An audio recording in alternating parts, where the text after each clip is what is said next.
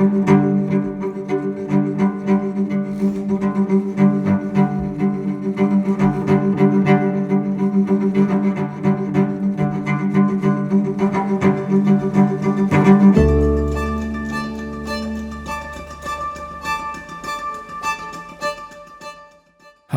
Total Recapped here. Today we will be going through the events of the 2015 action comedy movie The Man from U.N.C.L.E, directed by Guy Ritchie. Warning, this video contains spoilers, so watch at your own risk. Now let's get right into the movie. After the Second World War, Germany was split into two fractions. The east side was controlled by the Soviet Russians, whereas the west by the Americans. Various newspapers suggest that the Russians also possessed nuclear weapons, just like the Americans do. The movie begins in West Berlin, 1963. Napoleon Solo, an American spy, passes through Terminal Charlie on his journey to Eastward Berlin. He notices that he's being tracked by another spy, Illya Kuryakin. Solo visits a repair shop garage and encounters Gaby Teller, who works as a mechanic there. It is found out that Gaby's father is being obligated to help the Nazis develop an atomic weapon. Solo's objective is to get her out of Berlin so that they can track down her uncle Rudi and with his help arrange for her to meet her father. Illya, who turns out to be a Russian spy and Solo's equivalent, pursues them as they approach the border. The movie then flashes back to Illya's briefing about Solo. Solo arrived in Europe during World War II, remained, and eventually became a great antique art thief. He was ultimately arrested for his deeds, but the CIA decided that his abilities were too valuable to be squandered in jail. So he was hired to perform activities for the CIA. Back at the present, Solo and Gaby are tailed endlessly by Illya. Finally, the trio reach near the border. A CIA truck waits on the opposite side of the wall, who fires a zip line up to the roof where Solo and Gaby end up. They're able to fly above the Berlin Wall on a zip line. Illya is close behind them, but the vehicle backs up, causing a break in the line and isolating Illya on the opposite side of the wall. Sanders, a CIA expert, meets Solo at a park in the present. He sets out the objective in the washroom. Suddenly, Solo encounters Illya there, and the duo immediately start brawling. Just then, Ilya's senior KGB director Oleg arrives along with Sanders and both stop fighting. The CIA and the KGB have reached an agreement, and Solo and Illya will be sent on a combined operation. The duo is briefed that Gaby's father is a nuclear scientist, and he has discovered a way to create weapons that can destroy humanity. Gaby's uncle Rudi works for a shipping company in Italy, which is secretly a criminal organization. The company belonged to a fascist and Hitler supporter, and his son Alexander still controls the place. However, it is her wife Victoria who spearheads all the operations and is the main driving force behind the nuclear agenda. They must travel to Rome, where Illya will pretend to be Gaby's fiancé, and Solo will pretend to be an antique trader. Illya and Solo get to know each other by sharing what they found in their own files. Illya's anger disorders are triggered by Solo, but the Russian is able to control them. Meanwhile, a guy who is an officer from the British shipping company arrives at the same hotel in Rome as Solo. Solo also observes a pair of plainly wicked thugs in the lobby when he checks in. Illya and Gaby form a friendship on the streets of Rome. Solo appears and informs Illya that he is about to be robbed.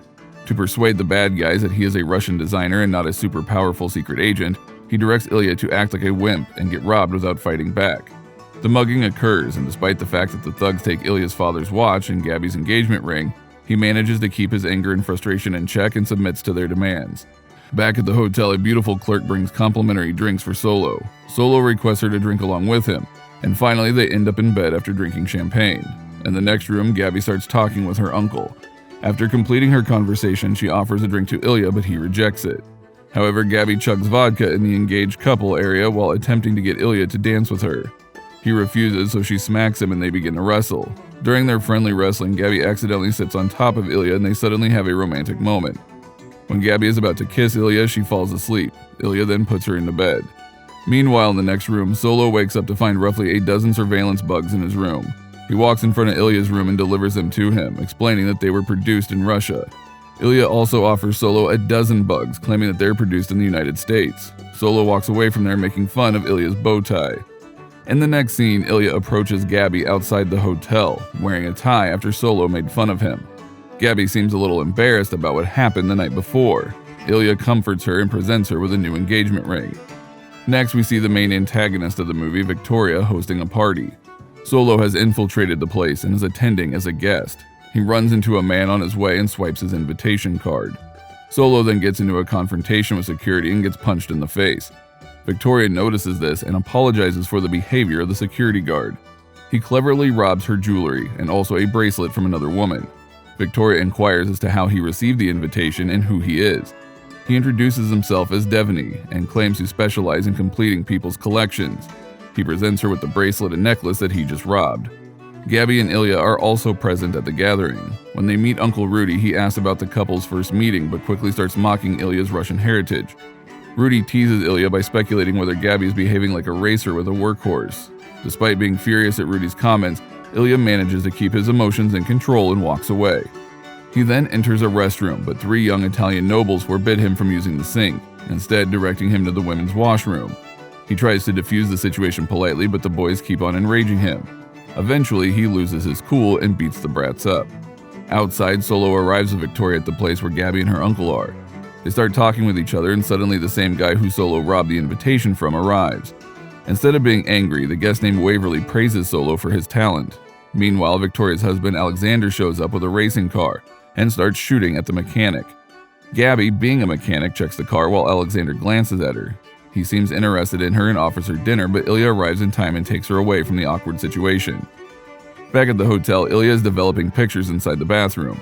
He comes out and tells Solo that he took pictures of Victoria using a special lens. He shows a picture of Victoria which contained lines. That meant that she was near a radioactive material in the past 24 hours. Gaby's father must therefore be nearby and working on the atomic weapon. Both Solo and Illya say they'll take some time to process this new knowledge. At night, the duo enters the company's warehouse. Both of them show their strong points, which proves that Illya is the stronger one, but Solo is the cleverer one. Being a master of antique items, he cleverly opens a huge safe, but doesn't anticipate it to have an alarm system go off. They quickly go inside and check, but find it completely empty. Outside, the guards are waiting for them with guns, so they quickly leap out of a window, onto a boat, and get away while the guards continue shooting. In the midst of the action, Solo loses his grip, falls into the water, and swims to a pier where he discovers a truck. The driver's meal is inside, which he eats calmly as Illya is pursued around in circles by guards in a well-armed boat. Eventually, Ilya's boat is blown up. Solo gets in his truck and then drives away, but he has second thoughts. He then returns to the scene, slams his vehicle into the guard's boat, and then saves Illya from drowning. Alexander arrives at the warehouse after getting information from one of the guards and immediately informs his wife Victoria. When Victoria notices the safe has been unlocked, she suspects Solo and dials his hotel room number. There is no response. Rudi then contacts Gaby to apologize to Illya on his behalf, but she lies to him that he is sleeping. The duo is seen rushing back to the hotel, and they even notice Victoria and her men outside. When Victoria and her henchmen reach Solo's room, he comes out of the bathroom as if he was always there. The couple then start having intercourse, which disgusts Illya. Illya is seen activating a tracker attached to Gaby's garter belt the next morning. They seem to have a romantic moment, but Solo disrupts it once again. Solo then informs Gaby that her uncle has arrived outside to pick her up. Gaby meets with her uncle and informs him that she is aware that her father is present and that he is employed by him. Rudi inquires as to how she knows, but she does not give any response. Illya, who is watching from afar, suddenly begins to sprint as Rudi notices his disguise and starts making a call. Meanwhile, Victoria and Solo are having a meeting. He pours himself a drink, but it's laced with drugs. She confronts him by saying that she knows that Illya and Solo are spies, and that Gaby told her about this. Apparently, Gaby had revealed this to Alexander, where she also adds that she is doing so in order to meet her father. Later, an unconscious Solo is tied to an electric torture chair when he wakes up. He is confronted by Rudi, who reveals that he is a ruthless Nazi scientist who keeps a scrapbook of his heinous deeds. He's got a blank page ready for Solo. He continues zapping Solo and laughs deviously while revealing information. Just in time, Illya comes to Solo's aid with the help of the tracker he had implanted in Solo's shoes. It's now the turn of Rudi to be seated in the chair. After a single zap, a scared Rudi fears for his life and reveals that the warhead has already been constructed. Illya and Solo leave the room to discuss what to do with Rudi, but the chair is turned on inadvertently and Rudi is shocked to the point of exploding into flames. Elsewhere, Gaby is taken to an island where her father is employed. She finally meets him, but immediately slaps him across the face and orders him to get the job done. This appears to be satisfactory to Alexander and Victoria. Meanwhile, Solo and Illya are informed about the issue by Waverly, who turns out to be a member of the British intelligence. Waverly informs the duo that the British believe it was only a matter of time until someone kidnapped Gaby and tried to persuade her father to complete the atomic weapon. He also continues by adding that Gaby had been collaborating with the British covert the entire time.